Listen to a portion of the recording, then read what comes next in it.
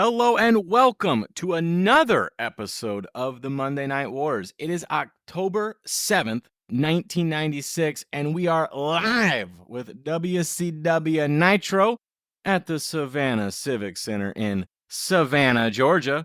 With me, as always, except when he's not because I'm not here, is Joseph Rojas. How are you, Joseph?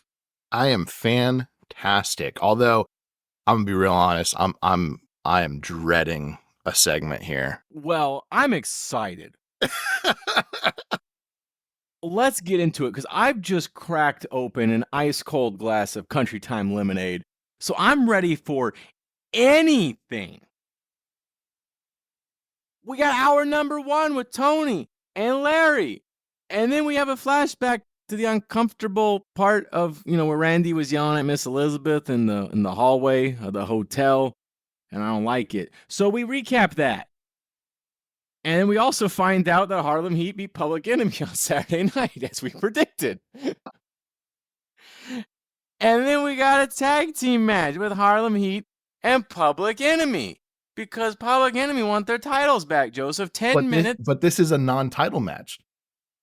Oh. Yeah, it makes no Why sense. the hell? Why are we doing that? They just call it a grudge match. What? Why? Winner takes all grudge. 10 minutes, 14 seconds. Tell me about it, Joseph. Rocco Rock tries to attack Sister Sherry, but Booker attacks him as we head into commercial. Scott would be real upset if I didn't mention the Macho Man bandana and shirt merch because he'd want to know if I would buy it, to which I say, ooh, yeah. Elizabeth is backstage trying to get a hold of Mach but can't find him. Zbyszko compares her to Delilah and Mach to Samson. Nice reference. The NWO is up in the crowd and the crowd loves it.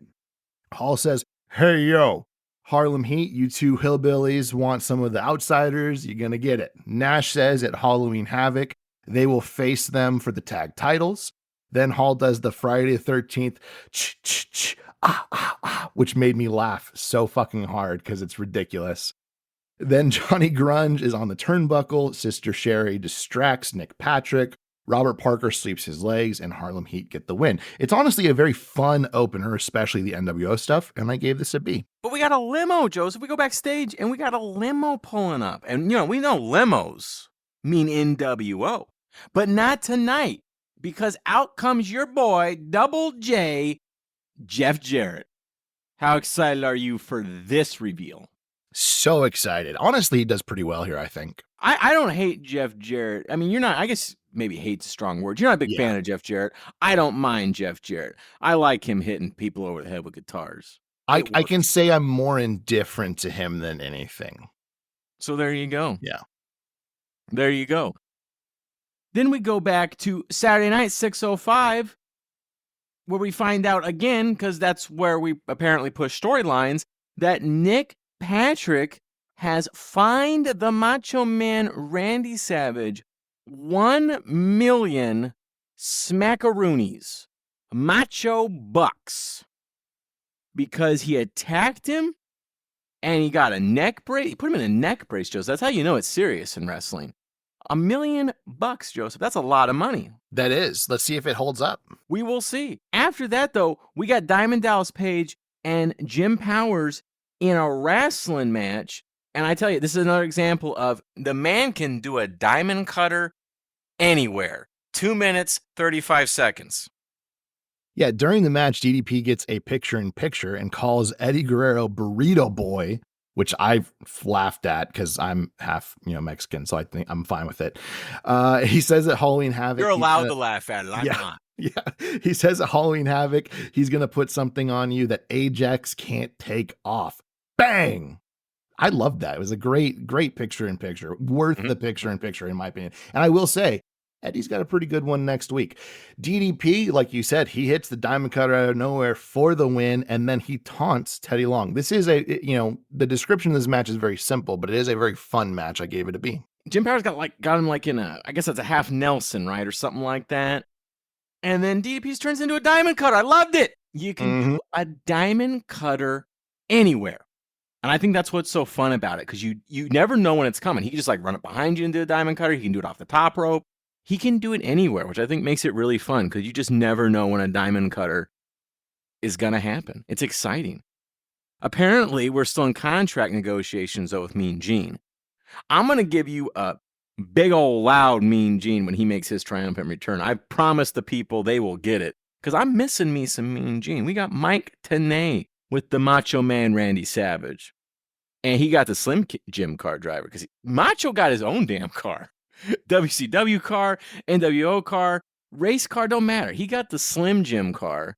And he came in 10th, which apparently is a good thing. I guess it's better than the NWO, because NWO slammed into a wall. Spoilers. So, yeah. Well, the NWO car went into the wall. And so I guess Macho Man coming in 10th is better by comparison. But then Miss Elizabeth comes out, and she, they need to talk. But Macho just walks away, and he takes a Slim Jim car driver with him. What'd you make of this, Joseph? I love it. I'm going to go into what happens here because you just stomped all over my Macho promo. I'm sorry, man. I'm sorry. I apologize. First thing we got to talk about is the fact that Macho Man looks like if Rainbow Sorbet was wrestling gear. And I love Rainbow Sorbet, so that gets an A+ from me. Tenay does bring up Halloween Havoc in the main event tonight against Flair. And he also asked Savage about spending the past week in Flair's hometown in Charlotte, North Carolina. At which point Mach says, "Yes, I did. Let me have the microphone right here. He's a friend of mine." Then he shakes hands. Jason Keller, number 57, driver of the Slim Jim Halloween Havoc race car. And Jason, I gotta tell you something. For the last couple weeks out here, the NWO, the New World Order, they've been going crazy, yeah. And they been saying that at Charlotte Speedway this last Saturday, they were going to run over everybody and they were going to win the race. They got a race car driver named Pete. Actually, it's Petty, but whatever. Yeah, that's close enough. Yeah. Supposed to be a real famous family. And I just want to ask you, Jason, at Charlotte Speedway, how did the NWO car do? Jason Keller says, the only thing they hit was the wall. They didn't do too good. They hit the wall! Did they finish the race? Jason Keller says, they didn't even finish the race, Macho. Let me ask you a question, Jason. The Slim Jim Halloween Havoc car, number 57, you didn't hit the wall, did you? Jason Keller says, no, we had a pretty good day. We didn't hit the wall, that's for sure. You finished the race? Oh, yeah, every lap. Did you finish in the top 25, Jason? Come on, Mach, you were there with us. You know what happened. They finished in the top 25. Isn't that great? Oh, yeah. Wait a minute. Did you finish in the top 20, Jason? You know we did.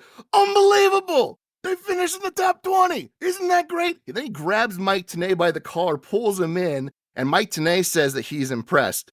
All right, I'm going to go crazy right now. Did you finish in the top 15? Man, we did that too. They did it. Praise the big Macho Man in the sky. Finished in the top 15. Isn't that great? We're going to party. And the Mike Tenay says they are going to party. Okay, did they finish in the top 12? We did that too now. The Slim Jim Halloween Havoc car finished in the top 12. Jason, tell me exactly where you finished. We had a good day. We ended up finishing 10th. Oh, wait, I got to ask you a question, Jason. Number 57, my friend. Yeah. What's up with you now? Then Keller says that they'll take the car to their next race and do a lot better, unlike the NWO guys, at which point Mach says, exactly!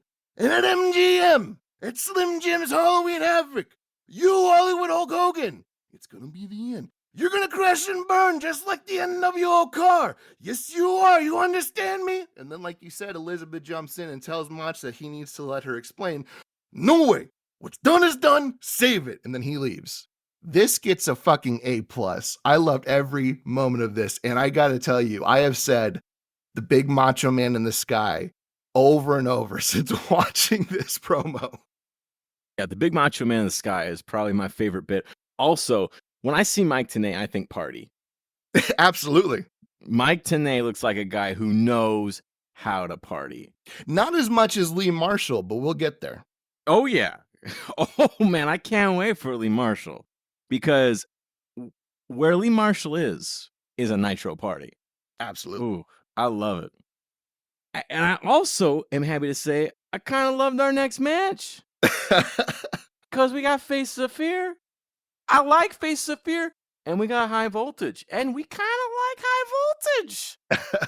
I will say real quick before we jump into that, Okay. that was the segment I was dreading. Because you had to do the whole voice thing? Dude, it is so fucking long. You did a wonderful job. Thanks, man. And our fans agree. The letters are already coming in. Best match ever. Just read it. It's beautiful. I don't know. Dan Soder's match is by far the best. Well, let's not quibble. He ain't here. That's true. He ain't Although, here. if he wants to be on the pod, he can be on the pod. Best match on the pod goes to you. Oh, love it. Yeah. But tell me about this Face of Fear High Voltage match. I'm just on the edge of my seat. 3 minutes, 44 seconds. Mongo and Benoit and Deborah come out, and Mongo heckles the match, but they don't really do anything. They just kind of heckle. During this match, commentary is turning their back on Sting again, which is hilarious because it's like, why the fuck would he help you now? They've once again started turning their back on him. Faces of Fear, they win with a slingshot into a kick to the face, then throw out High Voltage as they pose. It's a fun match. I gave it a C. It's much more of a television match. It's not a barn burner or anything like that. High Voltage obviously doesn't get a lot of screen time beyond being kind of, big muscular jobbers. And that's kind of what they're here for in this match. But I love Faces of Fear, so I'm cool with it.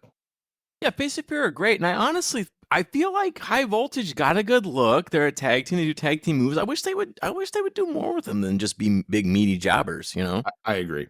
Yeah. Well, other than that, though, we got Saturday Night 605, where the storylines happen. Because we got Eddie Guerrero, and he's facing Disco Inferno. Man, Disco Inferno wrestles like every week on Saturday night. They should just call it Saturday Night Fever. That would actually be fire, but let's not give Disco that much credit. Disco Inferno's possessive S, Saturday Night Fever. He runs it. I love it. That's it. The tag team champs, Harlem Heat, they're going against Rough and Ready. Whatever. I don't know who the hell that is. But Chris Jericho. You know exactly who that is. Who are they? That's Mike Enos and Dirty Dick Slater. Oh, I love Mike Enos and Dirty Dick Slater. How could I forget? Absolutely. They also got Chris Jericho, Hacksaw Jim Duggan. Ooh, I'm in. Lex Luger? Why aren't we watching 605 Saturday night, Joseph? Because it's not on Peacock. It'd be better than Raw. That's true. Could you imagine if that's what the show became for 83 weeks, was us just not reviewing Raw anymore? We're going to watch 605 Saturday night. Yes. Yeah, I mean, it'd be better. I guarantee you it would probably be a better product. I will say, though, this next match feels like a match we would see on Raw. That's hurtful. That is hurtful. Because the next match is my boy Glacier versus Mike Winter? Yep. Winter? Yeah. Winter? Yeah. Oh, okay. Yeah. I see it now. 226. Tell me about it, Joseph. Glacier dominates this match. I'm giving this a D. He wins with what's going to become called the Black Mass many years later, decades later. Glacier isn't bad, really, by the way, in this. I've never found Glacier to be bad. We both like Glacier. I think you like Glacier a lot more than I do, but we both like Glacier. By the way, that week that you were dead, I hit that Blood Runs Cold just for you. As you should. Yeah. As you should. I helped to raise you out of the depths of hell or wherever you were. Why do you think I'm going to hell? Jesus, what is Everybody wrong? goes to hell once in a while, bro. What? Yeah. Oh my God. My boy out here just telling me on the sly that I'm a piece of shit. He thinks I'm an awful person. You heard it here first, ladies and gentlemen. Yeah. We're going to have to talk about this offline. It's become a meeting all of a sudden. This is going to be the last friggin' podcast we do, you jerk. Oh, man. Well, I got Wes in my back pocket, so that's all right. How dare you? How dare all right, you? I got to clue in the fans. Scott's been running this gimmick ever since Wes hosted that I'm going to replace him with Wes, which I would never do because I love Scott to death. And so now I'm just leaning into it, because if you're gonna come at me like that, then I'm just gonna. How dare you use my own joke against me? That's just offensive.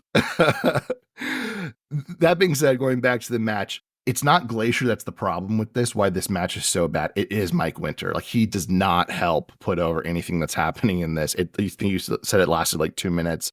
Mercifully, it's over, and then Glacier poses probably for another 2 minutes. Yeah, you said that I'm a bigger Glacier fan than you are. I mean, I thought I was, because I remember playing him in WCW NWO Revenge, but seeing him in action, it's not good. Well, I mean, they wrestle. You didn't even mention they wrestle the whole match under the blue light again. Yeah. They've got the blue light, which is the thing they're doing, and the snow falling and all of that. It's just so much hype, and he's not really that good. Like, he's got like his kung fu moves, but I feel like his wrestling isn't really all that great. The problem is, for me, is his kung fu moves take way too long to set up, and they don't flow well. Yeah. Yeah, and it's just, and he's, at the end of the day, he's like this kung fu master. He's from like Georgia. The state, the peach state. Georgia, Japan? Yeah. Yeah, and it's just, none of it makes sense. Yeah, and really, it's kind of a gimmick. It's kind of a show thing, right? Where he just kind of does his roundhouse kick or whatever, and that's how he wins. But like, if you try to string it out longer than that, it just doesn't work, because it's just so slow. It's not good. And what makes it worse is the blood runs cold stuff. How long it took to get us to this place, and you're like, oh, this isn't all that great. It's bad. Hour number 2. Eric Bischoff, Bobby, Mike Tenay. They're all together. And we got Jeff Jarrett against Hugh Morris. 4 minutes, 0. What am I doing? 4 minutes, 7 seconds. I don't know why I said the 0. I think because on here it says 07. Yeah, I mean, you're technically right? Yeah, 4 minutes, 07 seconds. 07 seconds. That doesn't sound right, though. Go ahead, Joseph. Oh, Tell me man. about it. Jeff Jarrett has iconic ring gear, but it's for all the wrong reasons. Bischoff says the fat lady is singing for the NWO. Then later says maybe it's a little more north. This is a tongue-in-cheek dig at the Connecticut headquarters of the WWF. After a matchup where Morris actually sells a lot for Jarrett, and after this match, Jarrett applies the figure 4 and he gets the win. Shivani then goes to interview Jeff Jarrett, and he asks him if he's in the NWO, because so far the only time they've seen people come in limos, it's been connected to the NWO. I will say, though, I thought it was pretty good symbolism, or whatever you'd like to call it, that the NWO limos are always black and the limo that he arrived in was white, because I feel like that's kind of a way of saying it's not NWO, but we'll get there. Jarrett says that Hogan said that he was bigger than wrestling, and if it wasn't for him, promoters like Vern Gagne and his father Jerry Jarrett wouldn't have existed. He says that he never put food on his table. History may not mean anything to Hogan, but it does to him. The NWO can stick it. The crowd, by the way, has been chanting NWO the whole time during this promo. I will say, I thoroughly enjoyed the promo. I thought Jeff Jarrett did an incredible job with it, even though the crowd was not behind him, but that's not his fault the NWO is so hot. I like what he said. I thought the match was fine. I gave this overall a C+. We need somebody to lead the opposition to the NWO, right? Yeah. And it kind of seems like Jeff Jarrett in this promo is going to be the guy, right? You mentioned he comes in a white limo versus the NWO's black limo. There's a lot of contrast here.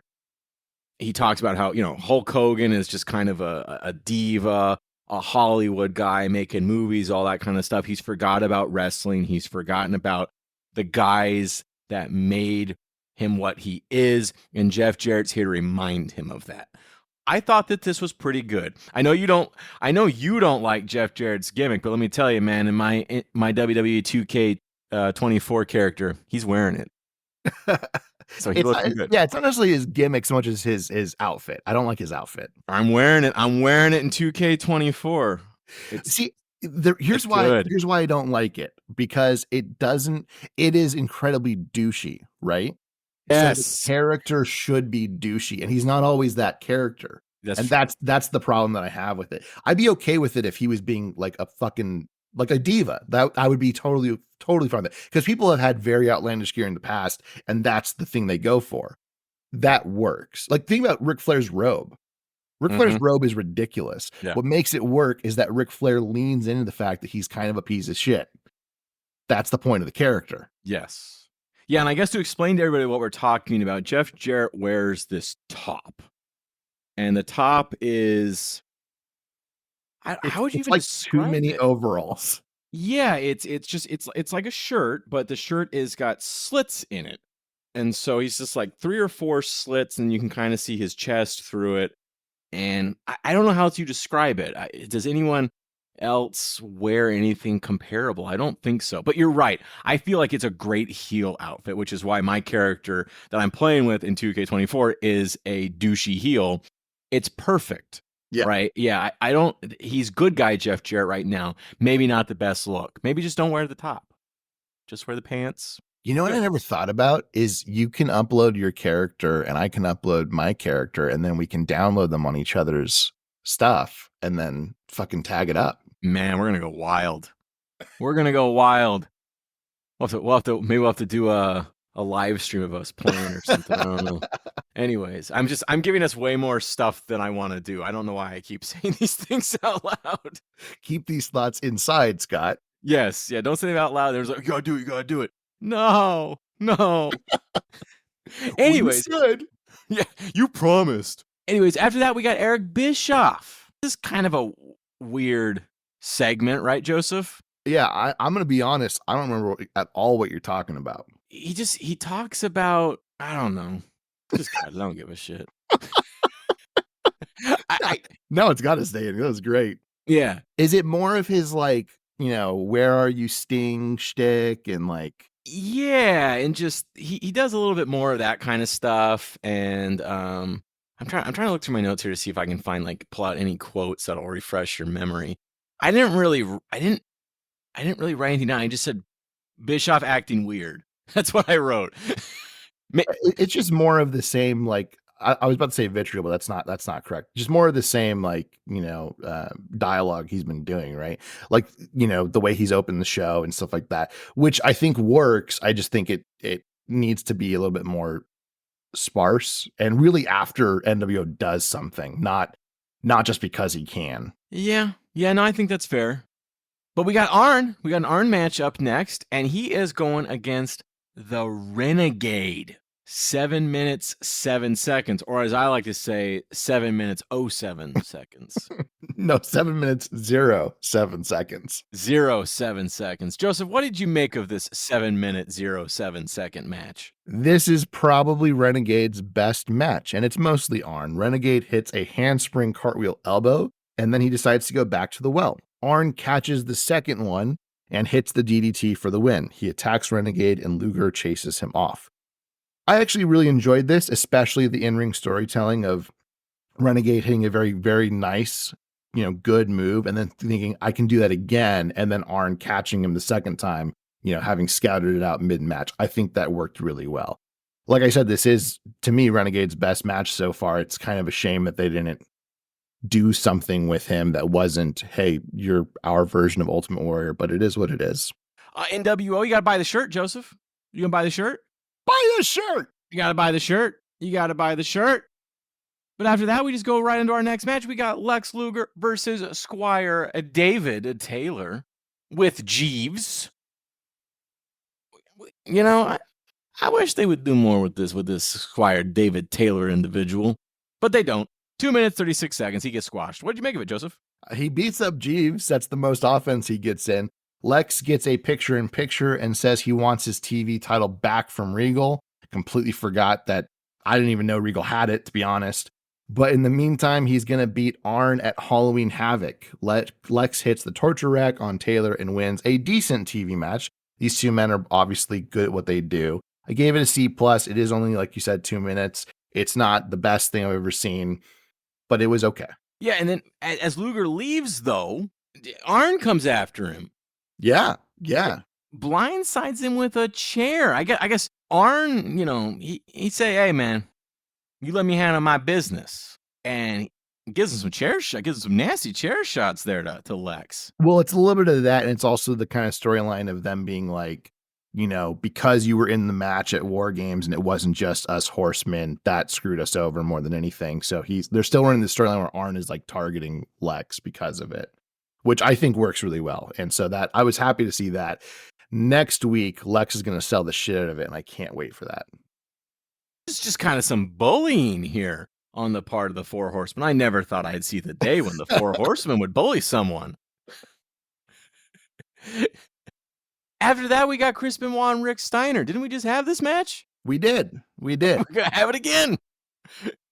And it is, let me check my notes here. It is 10 minutes, 30 seconds. Man, we go for it on this one.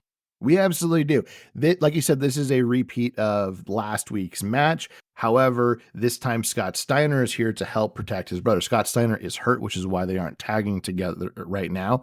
Rick is high intensity, and that makes sense after how he was screwed last week. Scott will be getting surgery soon, according to Bischoff. Scott grabs Nick Patrick's neck brace, and Patrick berates him, which I laughed at. An NWO limo is backing into the arena, and Hogan and Giant come out. Hogan says he has some business to take care of and tells the Giant to watch his back. This match, by the way, when we return to it, is so far the match of the night for WCW and probably for WWF too. But both men are absolutely going at it. They're killing it. Specifically because this isn't just a repeat of last week's match, it's really a continuation. And we really get to see that when Benoit hits a scoop slam that knocks Rick's headgear right off, which was hilarious. Then he hits the diving headbutt, which was less hilarious, but still gorgeous. Rick hits the diving bulldog, and Benoit kicks out, and Scott Steiner starts to argue the count speed.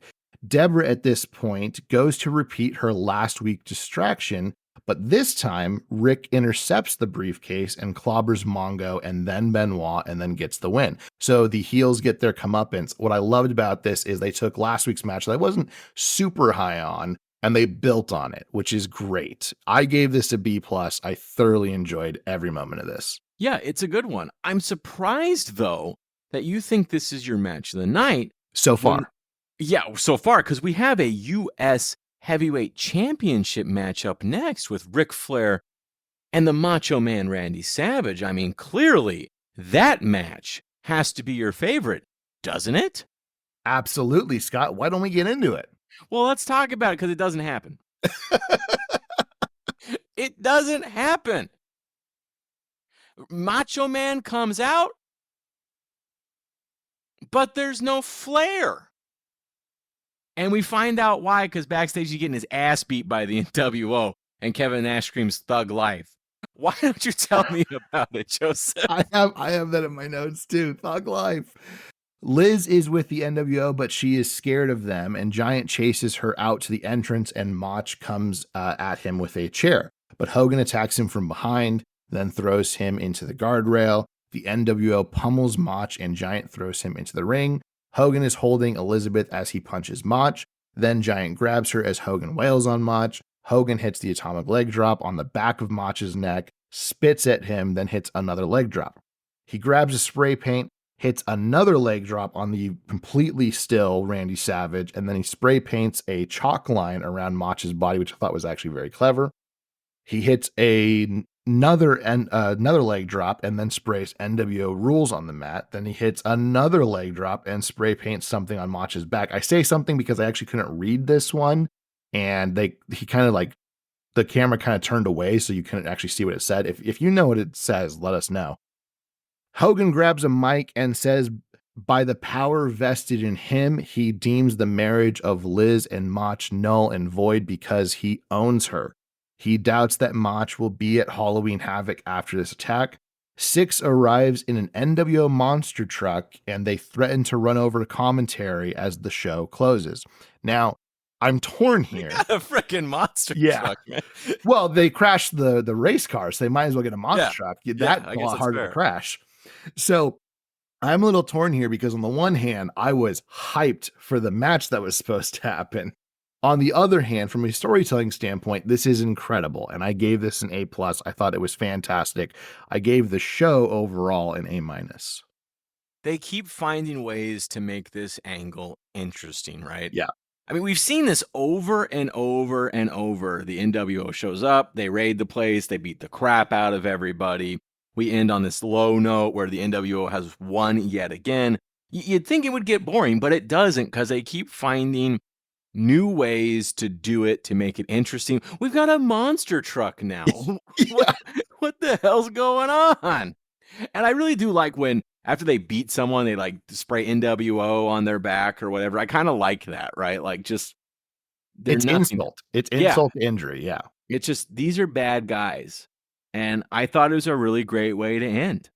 That monster truck, by the way, is the same Hogan monster truck that he fought the Giant with on the rooftop, except for they just repainted it. Well, I mean, they can't do the Giant one because didn't the Giant one fall off the roof and the Giant died? No, Giant fell off the roof, not the monster truck. Oh, okay, But that's they right. probably exploded it or some shit. I don't remember. Yeah, that's That was fair. not good. That whole thing was not good. Let's talk about good WCW, not bad. That was my favorite.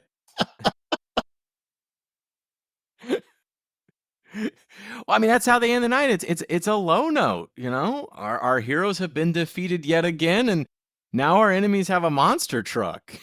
I mean, what could go worse? I I'm a know. cave troll. I know what could go worse. The first match on WWF. WWF Raw. I wasn't even gonna say the first match. I was gonna say the whole WWF Raw. Yeah, you're probably right.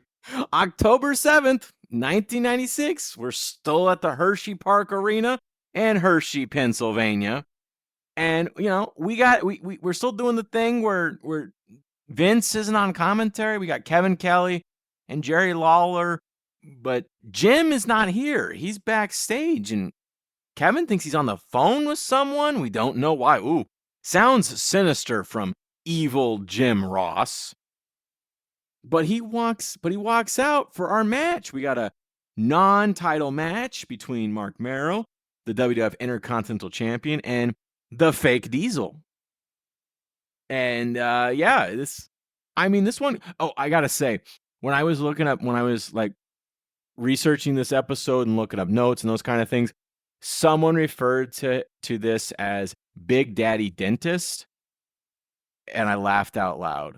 Because if you recall, because I forgot about Isaac Income. How could you forget? How did they get worse than Isaac Income?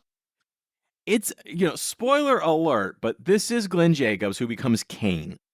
And it is amazing what he had to go through to become Kane. I think a lot of darkness in Kane's heart was real from what he had to experience to get there. But anyways, Mark Merrow, Fake Diesel, 8 minutes and 15 seconds. During the match, Fake Razor gets a picture-in-picture and just has the worst Razor voice. And he says, I think I'm going to take a closer look. I debated actually just doing a bad Razor impression because it would probably be as good as his. Razor comes down and Merrow dives onto him. Finally, he gets double teamed and Merrow wins via DQ. So not only does, Fake Diesel not win, but so far I'm pretty sure in every one of Fake Razor and Fake Diesel's matches, it has ended with them getting themselves disqualified. This gets an F. It's horrible. And then Jim Ross, I mean, after the match, Diesel and Fake Diesel, Fake Razor, they jump Mark Merrow, they give him a jackknife. And Jim Ross doesn't like it. He says, "Oh, this is terrible." And it's, what? I thought you were a bad guy. They are immediately pivoting away from it. We'll see it even more next week. I think they've already realized that Jim Ross as a bad guy was a terrible idea. Well, and again, his reasoning for being a bad guy, it's like, no, Vince is the bad guy in this situation. His reasoning of being a bad guy does more than the Netflix documentary of Vince. Yeah. What does Jim Ross have? Palsy, Bell palsy, something like palsy, that. Yeah. Yeah, and he alleges that Vince fired him after finding out that he had Bell's palsy. Yeah. And it's like, yeah, you have a right to have a grudge, Jim. Yeah. I support you. Tear this shit apart. It's insane to me. Meanwhile, though, we go back and Undertaker has apparently been digging this grave for a week. It's gonna last until next week too. Yeah, you only got to do about 6 feet, bro. Like, what are we doing? He tells us that mankind's not gonna have a nice day or rest in peace. What'd you think of this? I gave this a C. It kind of lasts too long, and it isn't that long to begin with. I think we already did this last week, and I liked it then, but now we're just kind of repeating ourselves. So it's just like, why? I mean, he's digging a hole to China, bro. Bro, what if? What if the segment's ended with him popping up in China? Just his hand comes through the dirt. Uh-huh. Uh-huh. And that's how they announced their next event in Hong Kong. That'd be great. Their next pay-per-view in Hong Kong. That'd be hot, dude. Book it. After that, though, we go to Psycho Sid, because remember, we now, because Psycho Sid and Goldust apparently got beef now, as we discovered last week for no reason. And Sid just tells us that, he's He-Man. He's the master of the universe. Yeah. And Goldust's going to find out why. Yeah. What did you think of this? I actually liked this bit where he says, Goldust will dance with the devil and that he's the master and the ruler. I like soft voice Sid that gradually builds into screaming. This is all screaming, which isn't as good, but I did enjoy it for what it was. I like Sid, and this isn't just because he just passed away. We've kind of found ourselves really enjoying Sid. Unfortunately, liking him right before he passed away, so we didn't really get to like him for a long time, which is unfortunate, but it is what it is. This isn't the best. It's better than what we've seen so far. Yeah, he absolutely, he finds his stride, right? He finds his gimmick, he finds his stride, and once he hits that stride, we actually really like him. At first, he kind of leans into just like the completely psycho, yelling all the time, that sort of stuff. But when he does like the alternating quiet, loud, and those sorts of things, he just yells for emphasis and stuff. I feel like he's a lot better. And yeah, he absolutely grew on us, and we really start to enjoy him. Unfortunately, as you said, he passed, but then also unfortunately, he's not really gonna wrestle much longer. I think he wrestles into 97. And then he gets hurt, and he's gone. I mean, I don't think we really see him again. Well, we'll see him in WCW, but oh yeah, but we don't want to talk about that. That's the bad part of WCW. That's when the roller coaster got to the top, and then we're all downhill at that point, and not the fun kind, like on a roller coaster. Then we go to a Mr. Perfect promo because he tells us he's going to be in action the Raw after In Your House. And I don't think he actually is going to be in action. I don't think this ever happens. But he's going to be in action, Joseph. What'd you think? JR calls Mr. Perfect's return the return of Michael Jordan. I love Mr. Perfect, but nah. You don't think so? You don't think he's 23? I don't think he's 45. Whoa! I see what you did there, bro. You don't even think he Wizard Jordan?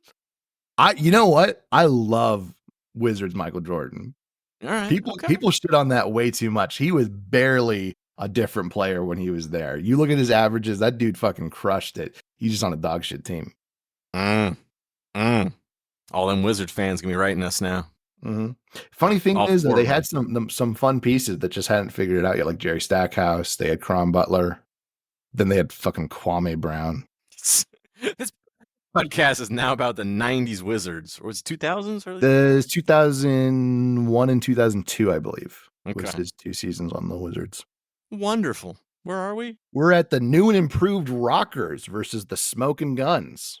Man, what a segue. Tell me more about that, Joseph. Well, the new and improved Rockers are kind of like Michael Jordan on the Wizards. There you go. What a segue, man. What a segue.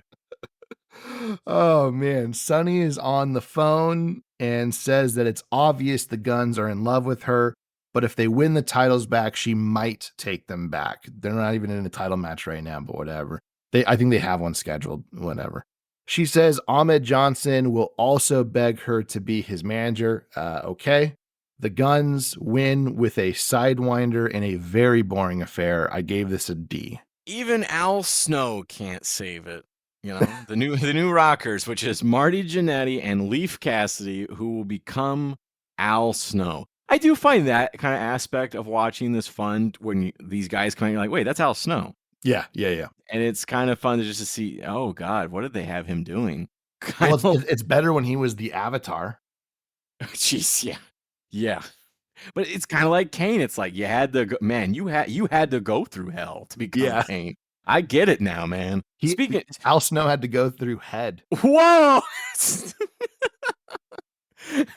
But speaking of going through hell, the road dog Jesse James is still going through it. Oh, yeah. And we've got the next segment in they're trying to destroy Jeff Jarrett's career because he went to WCW, I guess. And we're again revealing. I mean, they've already kind of revealed it, but we're doing it again now. It's the same segment for weeks.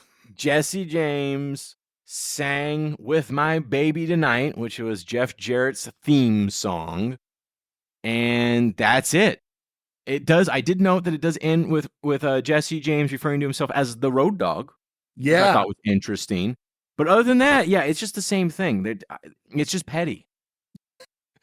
So there is a fun little thing. They say that he's singing with his partner Jim Johnston. Jim Johnston is actually who wrote all the WWF/WWE themes for like 30 years. So all How the iconic ones that you love, he did.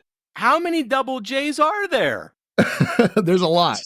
Yeah, he's the real double J. Absolutely. I mean, really, yes, he is. Yes. I like that you mentioned the Road Dog thing. My last note here was, my God, this is a year and a half of torture. Yeah, because they're like we said in the last pod, they're still doing this in late '97.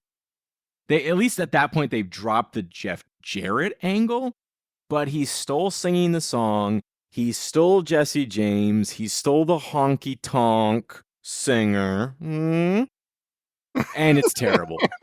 And it's terrible. It's just bad.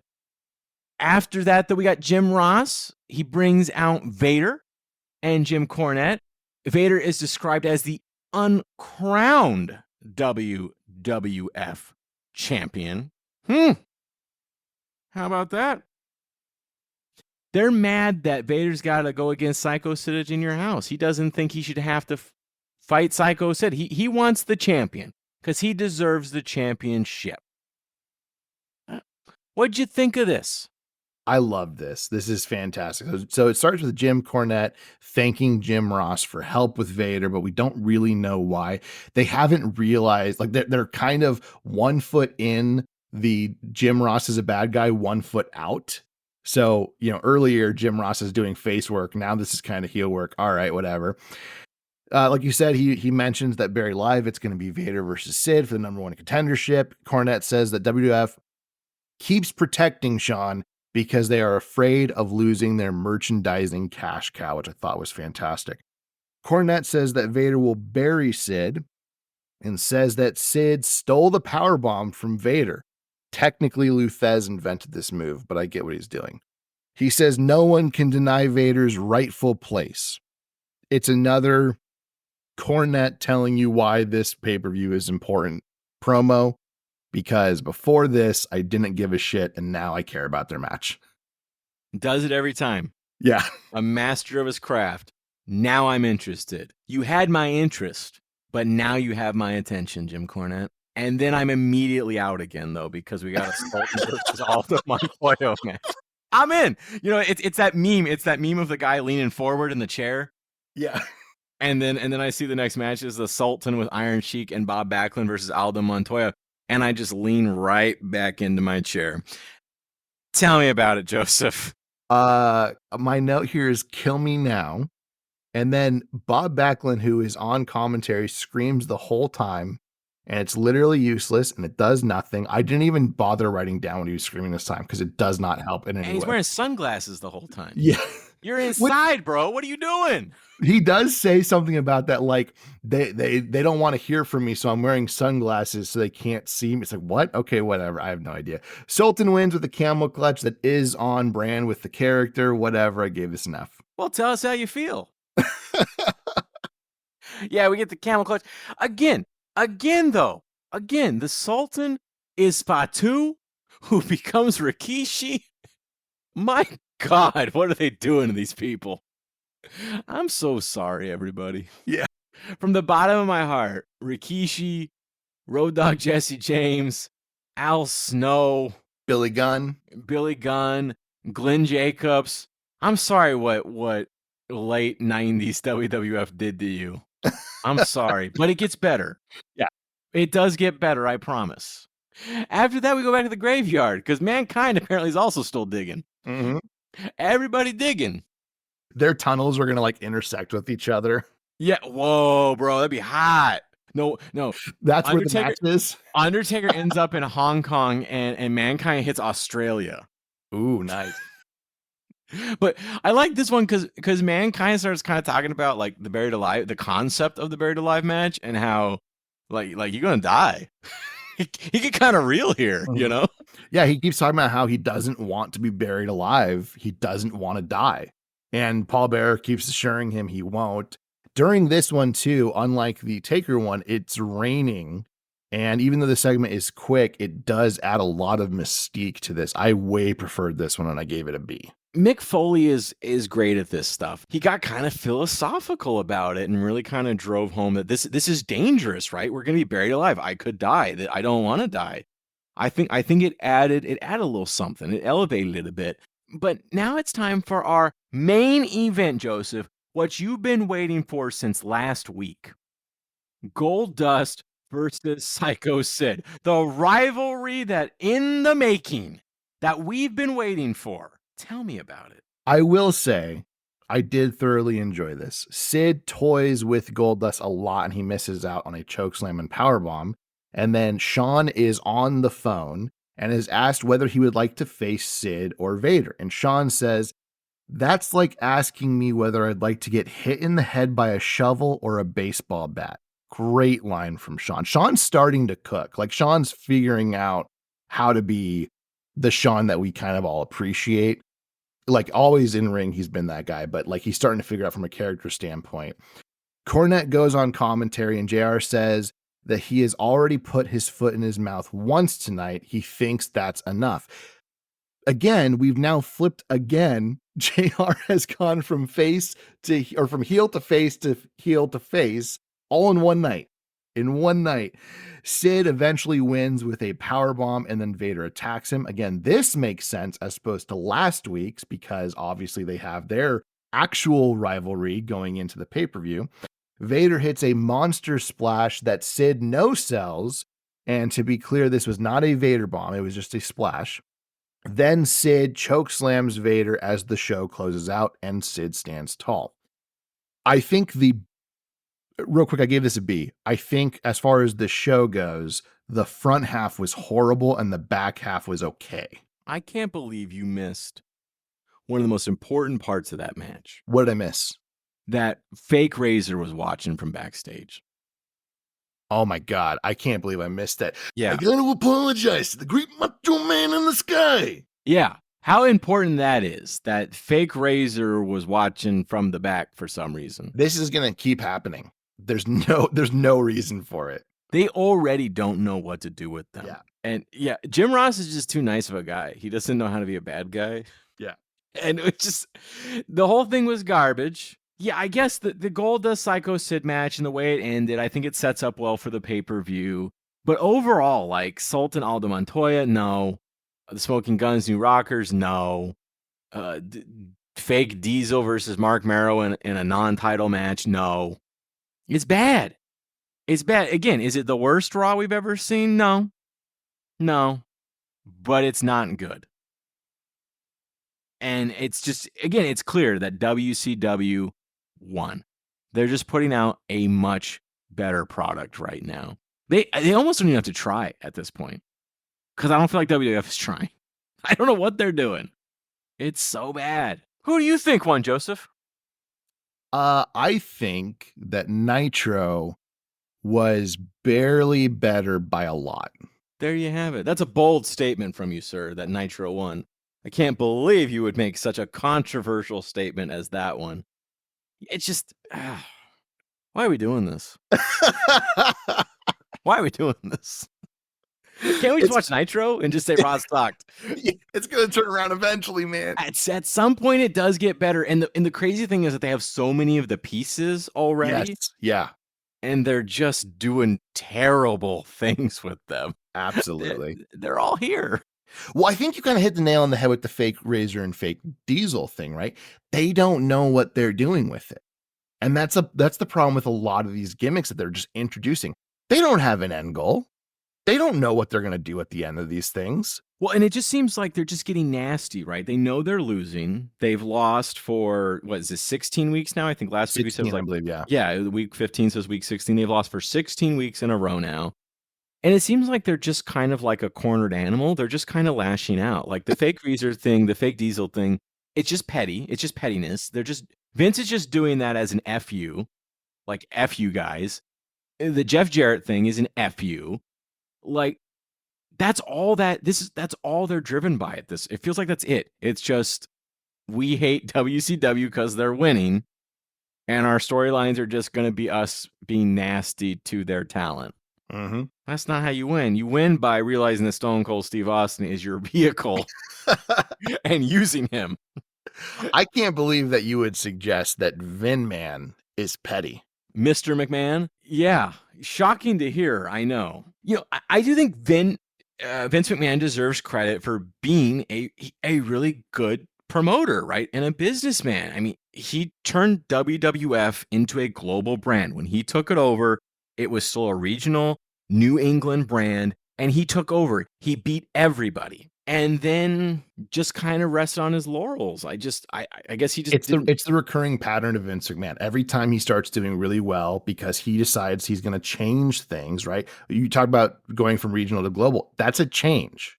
You don't just do that by doing the same thing, right? So he changed the way wrestling was broadcasted and all that stuff. Then he rests on his laurels, and WCW comes in and they start changing things. And so they start succeeding. And it isn't until he is, like you said, backed into a corner and Stone Cold becomes so hot that they allow for change, and they allow the wrestlers to start being a little more unscripted and doing their own thing and building their own characters and working that way, that they start to succeed again. But he keeps doing this shit. And it's not good. I mean, I guess this does kind of remind me of that story you talk about Kevin Nash, where Eric Bischoff comes in and says, man, we're going to beat him. We're going to beat Vince. And Kevin Nash says, you're not going to beat Vince.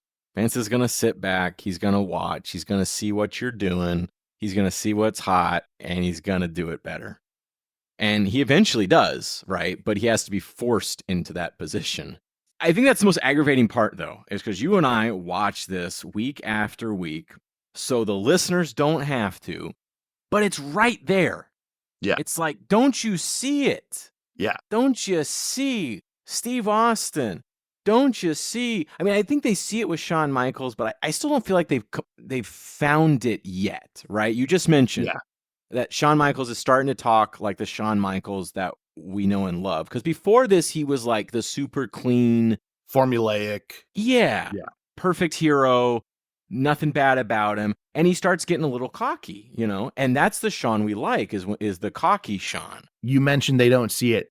Let's be clear here. We're not saying this because hindsight's 2020. I know someone will accuse that. Well, hindsight's 2020. Of course, now we know what Stone Cold was going to do. But no. When Stone Cold debuted as the ringmaster, which was obviously a terrible idea, but when he debuted, we said on that episode, it is totally different what he's doing compared to everybody else. You can feel it. You can see it. The intensity that he brought, that very first episode should have made them go, wow, this guy's got something, and let's run with this and make everybody else catch up to him. Stone Cold really doesn't change. Yeah. Right? Even with his ringmaster gimmick, he's basically the same character the entire time. Right. The name changes, all of that. But it was the attitude, it was the intensity, it was the aggression of how he wrestled. You and I watched that first match, and we were like, this is the guy. Yeah. Like, he doesn't need any fine tuning. He's there. He just needs a good gimmick. Yeah. And they don't see it. Yeah. And then, they pivot. They accidentally pivot into him being King of the Ring, right? Because of the whole curtain call and all that stuff. So then Hunter's got to, eat shit for a year, blah, blah, blah, blah. Everyone knows the story. So they pivot, right? And they go to the next person that's like, okay, this kind of works. So we give it to Stone Cold, and then he cuts killer promo. And we've said this before. WWE now will let you believe and lie to you that promo changed the game and he became a star after it. That is fucking false. I believe he became a star. I believe the fans immediately fell in love with him after that promo, but they hadn't used him for another 3 fucking months after, and they still don't know what to do, and they're still kind of like lumbering along with him. And we're going to see it again next week with him, where it's like, bro, just fucking figure this out. It's right there. And they keep doing that until finally, in really to his credit, it's Bret Hart that finally goes, we're going to make this guy a star. And here's how we're going to do it. That's what changes the game. You made the comment about the 2020 hindsight thing. I think you're right in regards to the Sultan. Like, if we were watching this in 1996, we would have said, oh, that guy's going to be Rikishi or fake Diesel. He's going to be Kane. Like, no, we would not have said any of that. But we can recognize that these gimmicks aren't working. Yeah. And they hang on to them for such a ridiculous time. Like the fake Diesel, fake Razor thing. I feel like if we'd been in charge, it would have been gone the next week. It clearly was a miss. It didn't work. It's done, right? Like, maybe we would have done it differently, like the angle that I suggested where it's kind of more comedic because they're not doing it comedic. They're playing it perfectly straight and it's just weird because they're not even winning, right? Like that's the weirdest part to me too, is that they come in, they're playing it straight and they're losing. They're comedic even though they're not. And it just doesn't make sense. They don't know what they're doing. So maybe we would have done it differently and it would have popped. But if it didn't, I just feel like you got to know when to hold them and when to fold them. You mentioned Sultan, right? Where we're watching, Sultan's still around. That's fucking unbelievable. Yeah. And Fatu was better. Yeah. Yeah. Fatu was closer to Rikishi, right? Which is funny because he was almost there with Fatu. Mm-hmm. Absolutely. It was a much better crowd. Loved him. Crowd was into him. He was a great baby face. Was he perfect? No, not at all. But you also didn't give him time to do promos, to do different things, and to let him figure out the character. You just went, this isn't working because, whatever the reason is, I really don't know why. And then we're going to give him this gimmick, and this gimmick is what's going to work. And it's like, stop that. I mean, the dead giveaway is Farouk. Who the fuck signed off on that? You look at that costume and you just go, no. Yeah. And the thing about Fatu, going back to Fatu, they looked at all the things that people liked about Fatu and said, let's take all of that away. Let's put him in a mask. Let's make him emotionless. Like, let's just take away everything that people like about Fatu and that's going to work. No, it's not. Farouk and all of that. And we like Savio Vega and it's just, but they do nothing with him. And, finally he'll join the Nation and we like that. We think that that's a good move for him. But then the Nation is weird for quite a while too. Bad for a long time. Yeah. The night is always darkest before the dawn, Joseph. Absolutely. And I don't really know what more to say. Well, I can say that we're watching all these, so you don't have to, because we are the podcasters that you deserve and need. Yes. So we'll hunt them. Thank you for getting that reference, Joseph. That's it from us at the Monday Night Wars. We will see you next week for a probably pretty good episode of Nitro and a probably pretty bad episode of Raw. Bye, everybody. Bye, guys. Say goodbye, Mook.